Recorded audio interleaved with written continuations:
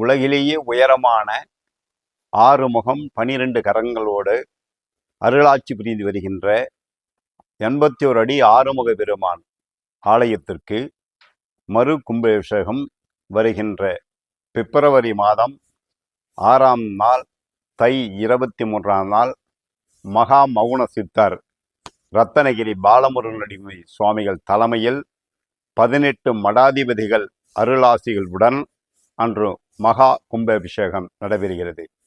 இது தமிழ்நாடு மட்டுமல்ல, உலகத்தில் வேறு எங்கும் இல்லாமல் 6 முகம் 12 கரங்கள், 12 கரத்திலும் ஆயுதங்களோடு இருக்கிற முருகர் வேறு எங்கும் இல்லை, இங்கு மட்டும்தான்.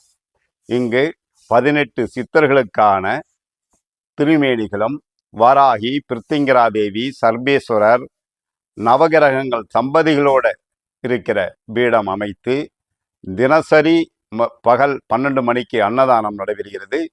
சஷ்டி, கிருத்திகை, தைப்பூசம், செவ்வாய்க்கிழமை அன்று சிறப்பு வேள்வியும் தொடர்ந்து நடைபெற்று வருகிறது. திருமணமாகாதவர்களுக்கு திருமண பாக்கியம், குழந்தை பாக்கியம், கடன் தொந்தரவிலிருந்து விடுதலை பெறுகின்ற வேள்வி மற்றும் சிறப்பு சகலவிதமான பக்தர்கள் என்ன எண்ணத்தோடு என்ன கோரிக்கைகளை வைக்கிறார்களே அந்த குமரன் வழி நடத்தி தருகிறார்.